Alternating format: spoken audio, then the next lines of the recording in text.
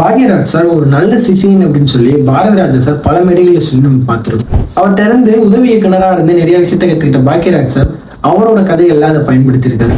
முக்கியமா பாத்தீங்க அப்படின்னா கிராமத்தை அடிப்படையா வச்சிருக்கக்கூடிய படங்களாகட்டும், புது புது கதாநாயகங்களை உருவாக்குறதா இருக்கட்டும், இல்ல அப்படின்னா வித்தியாசமான ஸ்கிரீன் பிளே பண்றதா இருக்கட்டும், அவர்கிட்ட இருந்து ஒவ்வொரு விஷயத்தையும் ஃபாலோ பண்ண அவரு கடந்த 17 நாட்களுக்கு முன்னாடி ராஜா சாரோட மரணம் போனதையும் ஃபாலோ பண்ணுவாரு. கொஞ்சம் கூட எதிர்ப்பு இன்னைக்கான தினம் அவர் நம்மள்ட்ட இல்லை.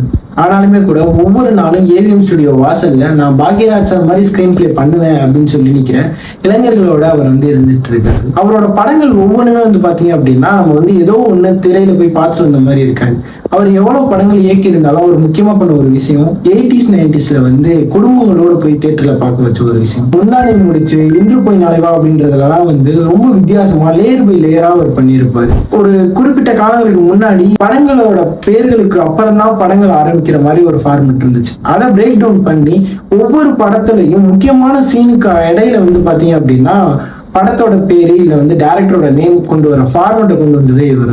ஒரு நாள் நான் ஸ்கூல் போயிட்டு வரப்போ அவரோட படத்துல இருந்து இந்த ஒரு சீன் பார்த்தேன். யாராவது ஒரு பத்தினி பேர் சொல்லுங்க. பத்தினியா? ஆமா சார், நம்ம நாட்டுல நிறைய பத்தினி இருக்காங்கல்ல, யாராவது ஒருத்தர் பேர் சொல்லுங்க. பத்தினியா? கண்ணகி. யாராவது ஒருத்தராவது உங்க அம்மா பேரு இல்ல உங்க சம்சாரத்து பேர் சொன்னீங்களா? இந்த சீன் என்ன எனக்கே கேள்வி எழும்பா அவரோட கதைகள்ல ஒவ்வொரு கதையிலையும் காமெடி இருந்தாலும் அந்த ஒவ்வொரு காமெடியும் ஒரு முக்கியமான கருத்தை பதிவு செய்யும். ஸோ இப்படி வித்தியாசமான திரைக்கதையோட மன்னனா திகழ்ந்த பாக்யராஜ் சாரோட இழப்பு நம்ம தமிழ் சினிமாலையும் சரி நம்ம வரக்கூடிய இளைஞர்கள் மத்தியிலும் சரி ரொம்ப பெரிய ஒரு இழப்பு.